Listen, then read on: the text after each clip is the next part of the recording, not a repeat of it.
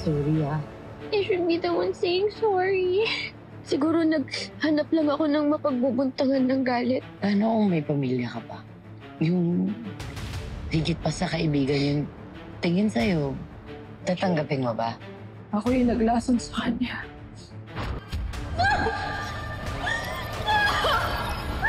Naalala ko, pumasok ko sa opisina ni Zach. Nilagyan mo ng eye drops yung water bottle niya. Inisip ko na eye drops lang yun eh. Ano ba magagawa ng eye drops kapag nainom ng tao? Lason siya pa. Mahal na mahal kita, anak. Ipangako mo sa akin, sa susunod na magmamahal ka ulit, siguro din mabuting tao. I shouldn't be apologizing to you, Zach. What you did to me was unforgivable. But the truth is, I loved you, but you were too damaged. To the point na pati ako na-damage mo na rin. Lero, Perez, bagong intern natin. Pagka naging part ka na ng force, magkakaroon ka ng sarili mong investigation room. Ayan, take a look around.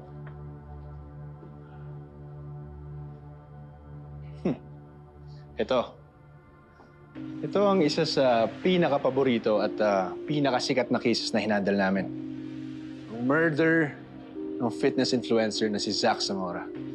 Ah, yan pala yun. Eh sir, di ba nahuli na yung suspect noon? Inamin niyang siyang naglagay ng eye drops sa water flask ni Zach.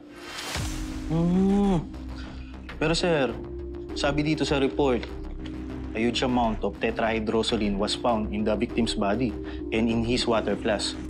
Eh, nasa 15 ml lang naman ang laman ng isang eye drop. Ha? Baka multiple bottles yung binuhos. Nakakuha na kami ng confession dito eh. Case closed na yan. Baka more than one yung suspect.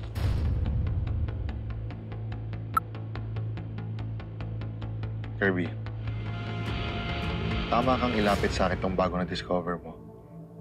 Pero bago natin i-report to sa itaas, kailangan natin ng bagong ebidensya para ma-reopen yung kaso.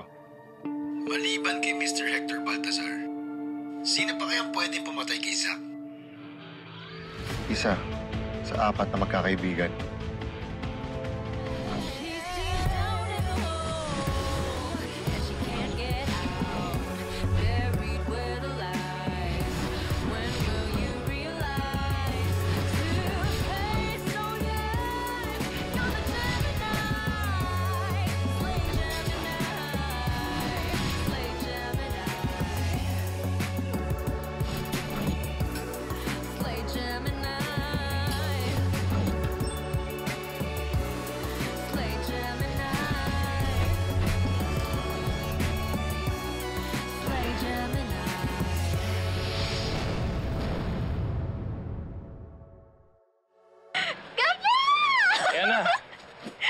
Kamusta?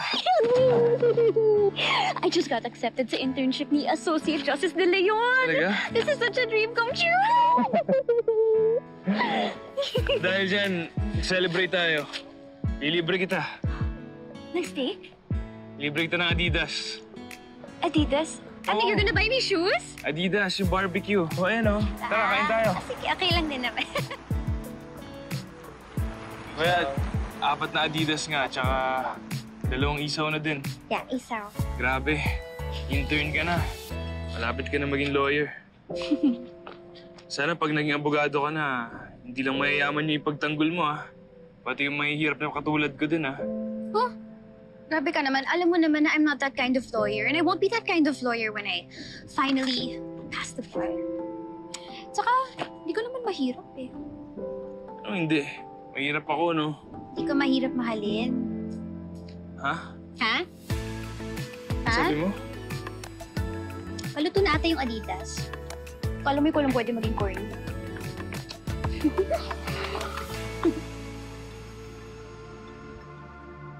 Kuya, okay na po ba? Yana Chua, nagbenta ng fake item kay Zach. Hindi nabalik ang pera. Tinakot, hinaras. Kaya napilitang depensa ng sarili. Kaya nilason si Zach.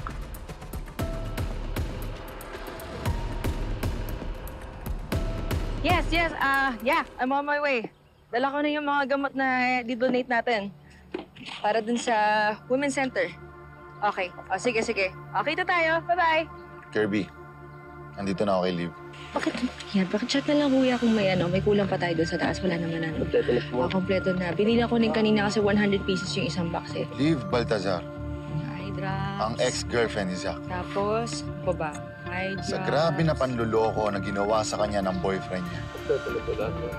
Hindi malabong Ay, siya bakit may ang pumatay kay Zach. Oh, sige. Ma'am, double check ko lang po. Okay, sige kuya.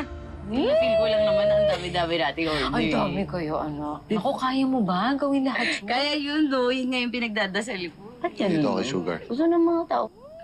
Sugar Alvarez, Kaya mo pa, maghanap ko ng mga kaibigan. ang chef na namatayan ng kuya.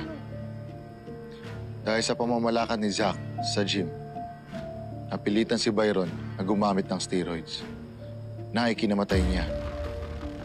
Kaya gustong makiganti ni Sugar.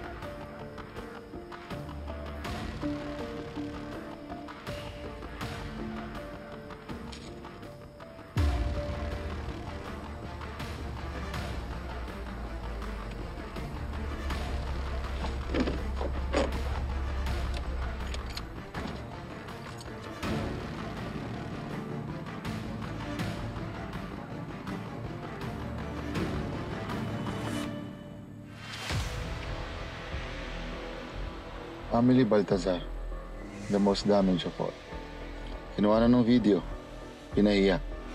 Nasira ang reputasyon, hindi natuloy ang kasal. Masisisi mo ba siya kung gusto niyang gumante?